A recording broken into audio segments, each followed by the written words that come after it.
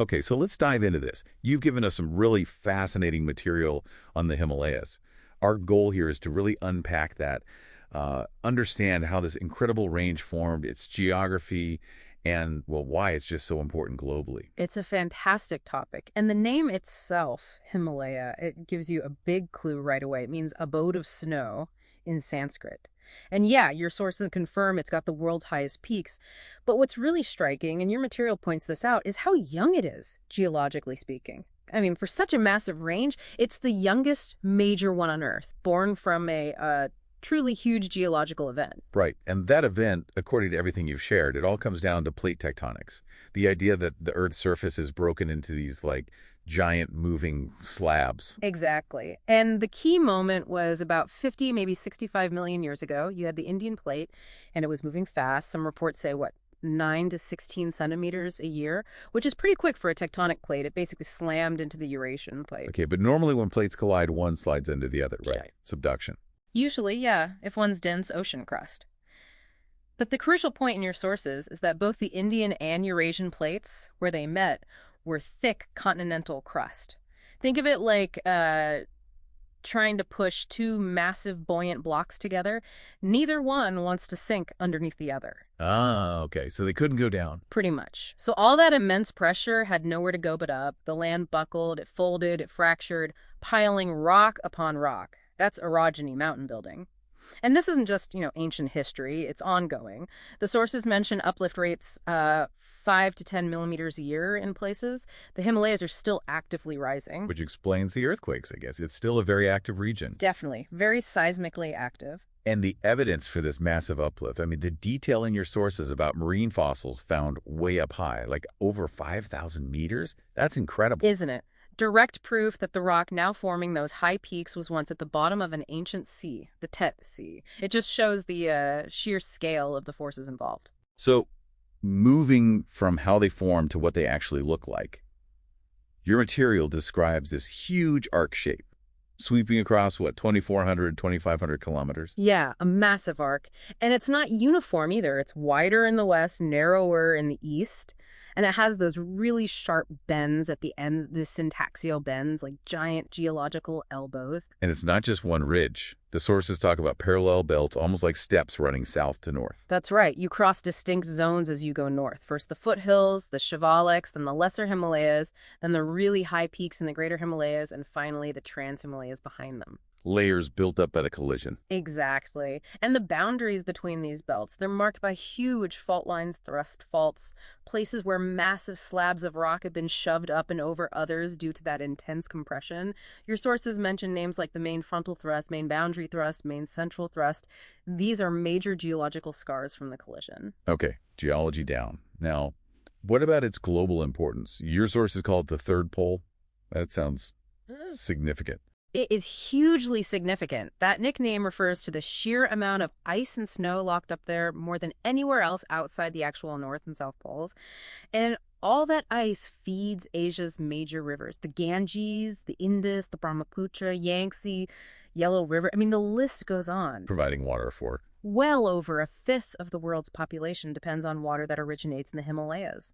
It's a vital water tower for billions. Billions? Wow. Mm-hmm. And beyond water, the biodiversity. Your material calls it a hotspot. Absolutely. The huge range in altitude and climate creates so many different habitats. You get this incredible variety of life, plants, and animals adapting to extreme conditions.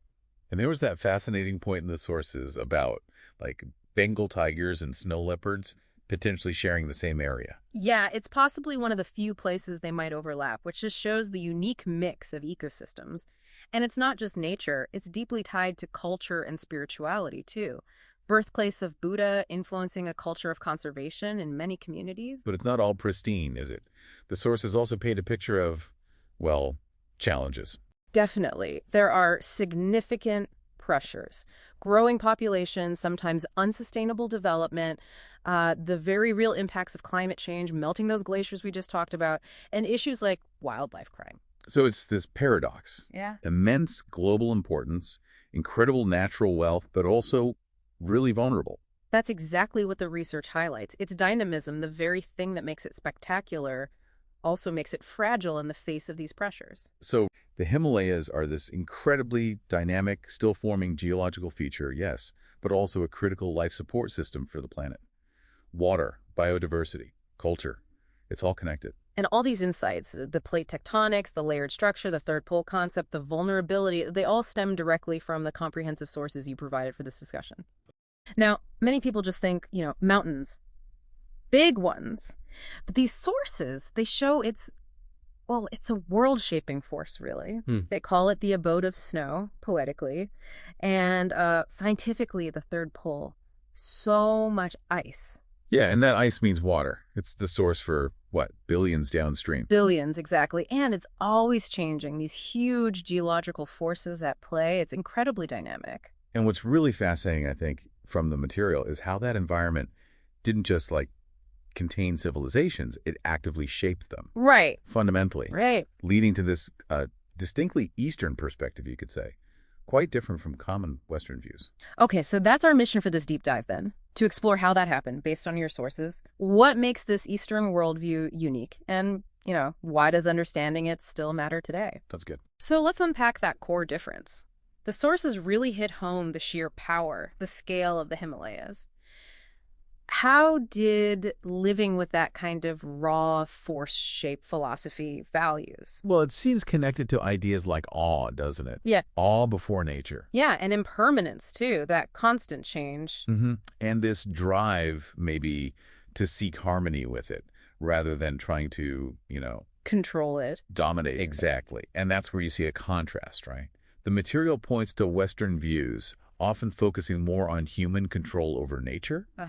Whereas here, the emphasis seems to be more on interconnectedness, humans as part of the system. Less about individualism, more collective identity, perhaps. That seems to be the suggestion, and that flows right into daily life, you see. Into how people actually lived on the land. Precisely.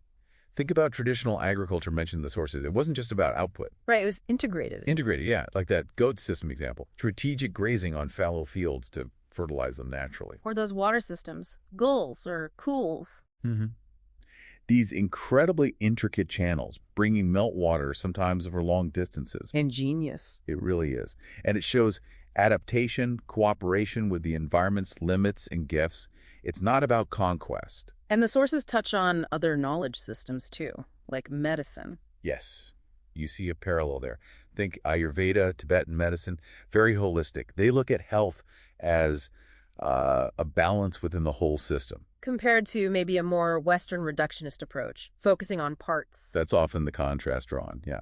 Treating symptoms or specific parts versus the whole. And even social structures. You mentioned fraternal polyandry. Right. The sources present that brothers sharing a wife as potentially a response to environmental encapsulation. Meaning the constraints of living in a tough, resource-limited region, keeping limited land holdings together. It's all interconnected. But it wasn't just a barrier, was it? The sources also mention the Himalayas as a bridge. Definitely. The Silk Road, for instance. Ideas travel too. Like Buddhism spreading from India northwards. Exactly. Yeah. So it complicates any simple east-west divide. There was exchange. Which raises a big question for today then. Given this unique heritage, this deep environmental link, what happens when it faces major outside pressures? Yeah, that's critical. The sources flag things like the legacy of colonial policies or globalization impacting traditions. And modern tourism too, right? Plus, climate change. Big one. Huge. Things like glacier retreat affecting those water sources we talked about. Or springs drying up locally. The material mentioned that. Precisely. So these external forces are interacting with this dynamic environment, putting immense pressure on everything, the land and the ways of life adapted to it. Seems the Himalayas really forged a distinct world, with philosophies, life ways, rooted in interconnectedness, maybe a different sense of time, and definitely harmony with nature. I think so. And understanding that distinct ethos, its holistic, adaptive nature, well, it offers valuable insights, doesn't it? Especially for our own modern challenges, our relationship with the environment. So here's something for you to mull over. Facing climate change, facing all these pressures. So this dive is about understanding, well, all the forces at play, right? The geology, the farming history, population shifts, and climate change. Yeah. Especially in the river valleys. It's all interconnected. Exactly. Our mission is sort of to get a handle on how this ancient system is coping with modern pressures Yeah. and what that means for you, for communities across Asia. And it's fascinating how these things weave together. You start with the geology. It's incredibly active. The plates colliding, right? India and Eurasia. Still colliding. So you get constant uplift, erosion. That's the baseline risk, always shaping the landscape. And people have been adapting for centuries, changing it too. The sources talk about a big shift in farming, away from traditional ways. Yeah, like the Bernage system. Very diverse crops, resilient, suited to the mountains.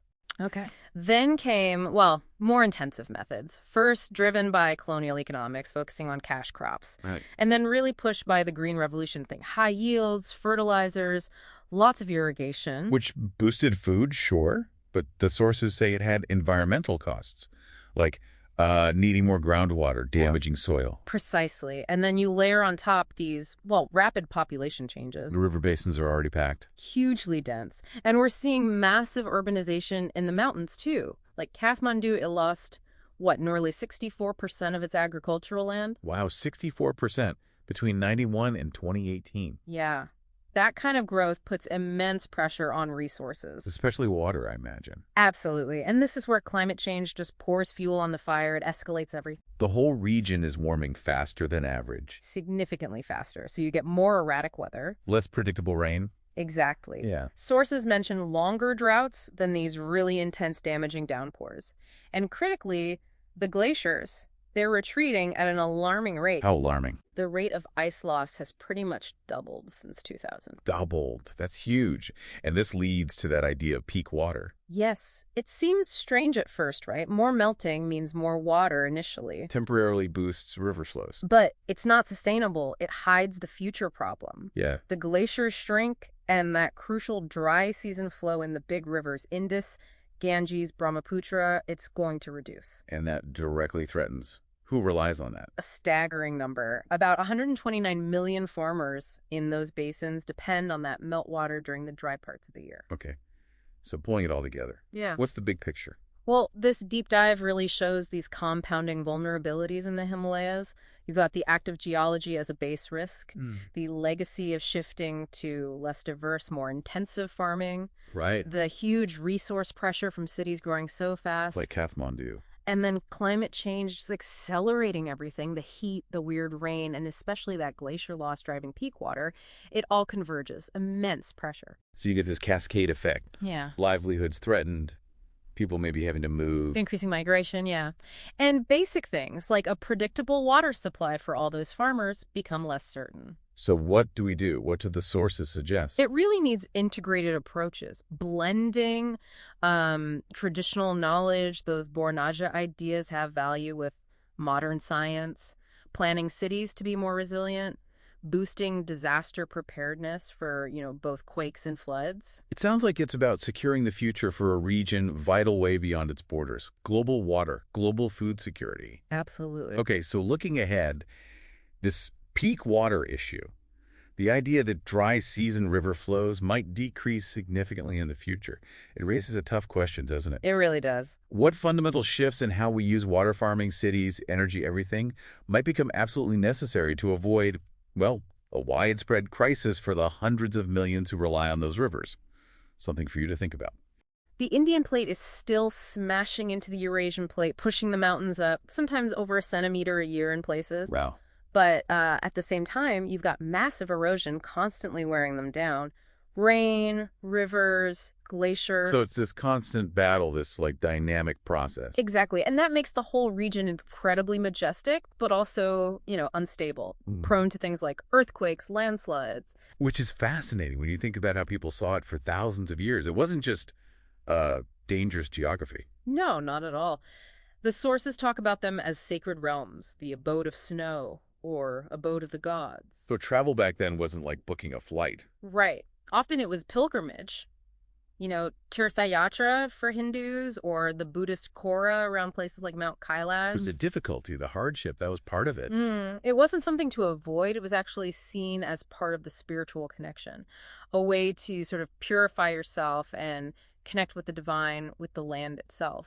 And these routes, these difficult passes, they weren't just for pilgrims, were they? No, they became these vital arteries. The sources really emphasize this idea of Syncretic exchange, Yeah. meaning it wasn't just goods moving back and forth. It was ideas, religions like Buddhism spreading out from India, art styles, languages, they all mingled. Ah, okay. So that's why you see that unique mix today.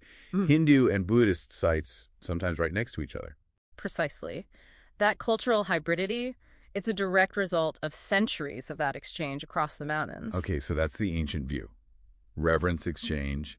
But things started to change, right? The sources point to the colonial era. Yeah, the British perspective shifted things. They started seeing parts of the Himalayas as places for recreation, creating hill stations, sort of early resorts. And for resources, too. And resources, yes. Yeah. Timber, minerals. And this, whether intentionally or not, started laying down infrastructure that paved the way for modern tourism. Which really took off after independence, especially when places like Nepal opened up more. Exploded, really. Mass tourism became a huge thing. And the economic benefits, you can't ignore them. The sources cite figures like $3.8 billion in revenue globally across the range. It supports a lot of people. Yeah. Millions of jobs. Big chunk of the GDP in some areas, like 15%. Absolutely. It's a vital part of the economy for many communities now. But there's always a but, isn't there? The sources also highlight a pretty steep cost. Environmentally, it sounds pretty bad. It is. The sheer amount of waste is staggering. One source mentioned nearly 50,000 tons annually. Plastic is a huge issue. Overwhelming local systems. And the landscape itself. Under immense pressure. Deforestation is significant, like 15% loss in popular tourism belts since 2000. Which must affect wildlife. For sure. Habitat gets fragmented. Snow leopard sightings, for instance, reportedly down almost 50% near busy areas. And water, huge issue. How so? Well, hundreds of natural springs have dried up, 275 mentioned in one source. And tourist water consumption can be way, way higher than local needs, putting extra strain on scarce resources. And it's not just environmental, right? The sources mentioned cultural impacts, too. Yeah, sociocultural strain. You get the commercialization of culture, traditions becoming performances, and young people leaving traditional farming or herding for tourism jobs, which changes the community fabric. Social inequality can increase, too. And then you layer climate change on top of all this. Exactly. It's like a threat multiplier. Glaciers melting faster affects water supplies for, well, over 1 billion people downstream. More erratic monsoons mean higher risks of floods, landslides. It makes an already vulnerable region even more so. Okay, so it sounds complex. What did the sources suggest about finding a way forward? Any solutions? They definitely point towards needing integrated approaches, not just one silver bullet. Like what? Things like responsible ecotourism, leave no trace principles becoming standard, empowering local communities through community-based tourism so they have more control and see more direct benefits. Makes sense. And crucially, integrating traditional ecological knowledge, the deep understanding that local people have had for generations about their environment, combining that with modern science. Are there policy examples? Bhutan gets mentioned with its sustainable development fee. It limits tourist numbers, raises funds specifically for conservation and community projects. That's one model being looked at. Right. So to sort of wrap this up, we have this place of incredible natural power and deep spiritual meaning. Yeah, shaped by these huge geological forces over millennia. Now facing really serious challenges from, well, us. Human impact, tourism, and climate change all piling on. It's a complex picture, grandeur and fragility side by side. Which leads us to a final thought, really, for you to consider. Given that deep history, that ancient culture of conservation that seems embedded in Himalayan traditions, Your reverence for nature. how can that deep-seated respect actually help us find or maybe rediscover more sustainable ways to engage with this incredibly important and, frankly, sacred region today and, well, into the future?